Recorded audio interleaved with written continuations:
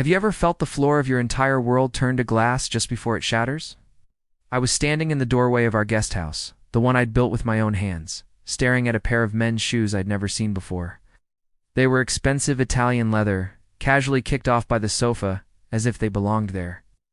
My wife, Jessica, was supposed to be using this space as her art studio. But the air didn't smell of turpentine and paint. It smelled of cheap cologne and betrayal. A muffled laugh echoed from the bedroom, her laugh intertwined with a man's deeper voice. My heart didn't just break. It detonated, leaving a cold, silent void. I backed away slowly, the gravel crunching under my feet, and realized the life I was working so hard to build was just a stage for her secret one. If you genuinely enjoy our stories, please subscribe to the channel. Tell us where you're from and what time it is right now. It's always fascinating to know how far our story flows. The strange behavior had started subtly, like a slow poison. It was the little things. Jessica, who once loved the chaos of our shared life, started insisting on her solitude. The guest house in the backyard of our Chicago home, once a project we'd dreamed of for visiting family, became her fortress. "I need space to create, Michael," she'd said, her eyes distant.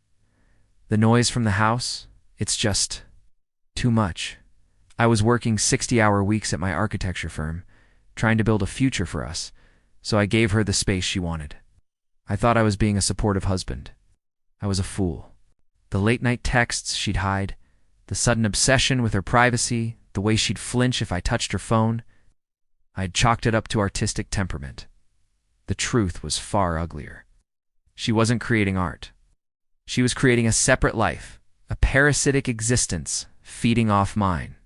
The discovery was a slow, agonizing burn.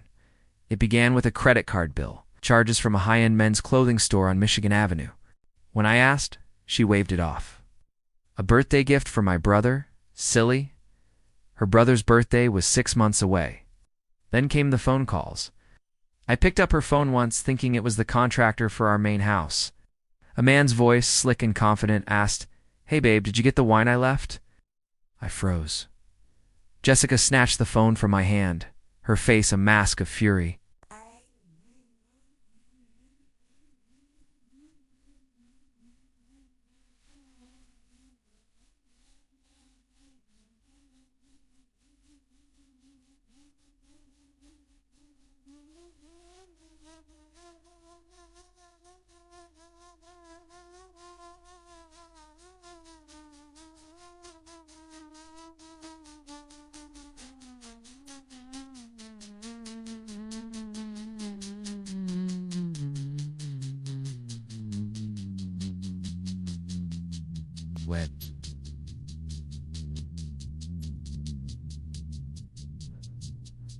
When we to the set fall, way to why the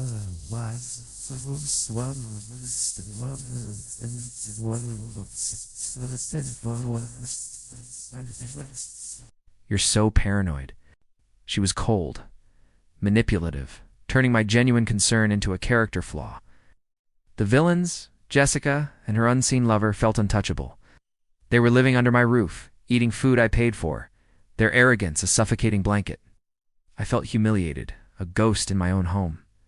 The breaking point came on a Tuesday. I came home early, exhausted, wanting nothing more than to just be with my wife.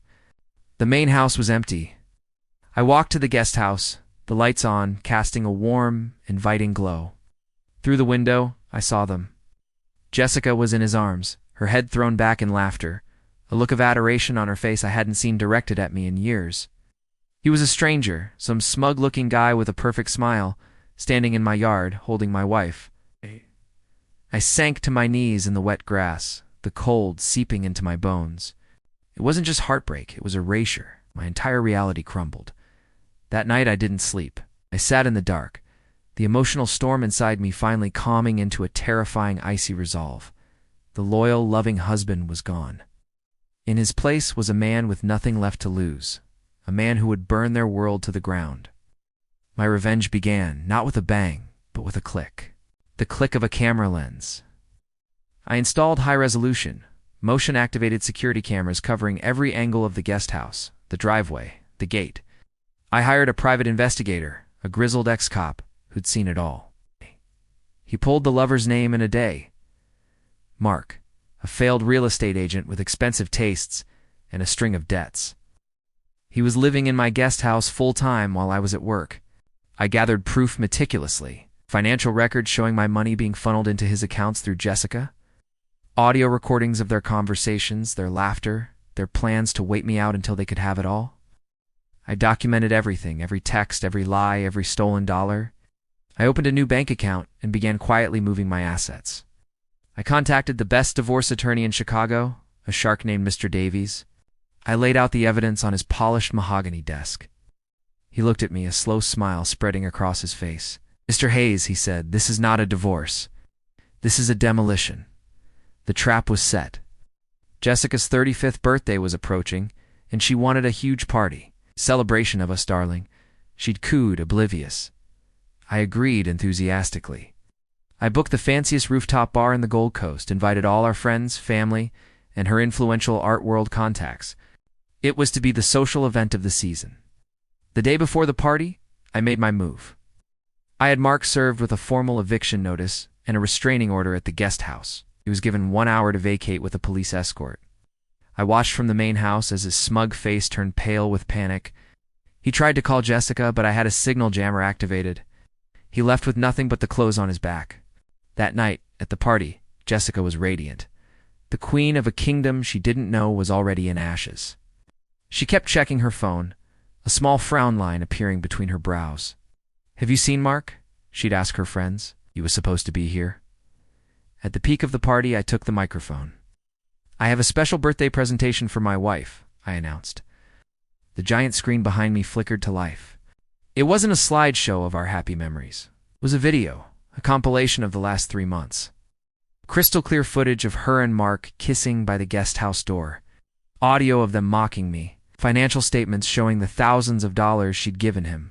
The room fell silent. The only sound was Jessica's sharp, horrified gasp. Her friends, her family, her colleagues, they all stared, first at the screen, then at her, their faces a mixture of shock and disgust. She tried to run, but Mr. Davies was waiting by the exit with a server who handed her the divorce papers. "Happy birthday, Jessica," I said into the microphone, my voice devoid of all emotion. The aftermath was quiet. The divorce was swift and brutal. The prenup I'd insisted on, and she'd laughed at, held firm. The infidelity clause meant she got nothing. Her friends abandoned her. Her family was ashamed. The art world, which values image above all, turned its back on her. The last I heard, she was working a dead-end job in a different state. A shadow of the arrogant woman who had destroyed my life. I sold the house, the one I'd poured my heart and soul into. I couldn't stand to look at it anymore. Sometimes late at night, I think about that moment, standing in the doorway of the guest house, staring at a pair of shoes. It's strange how a life can be unwritten by a single, careless act. The end.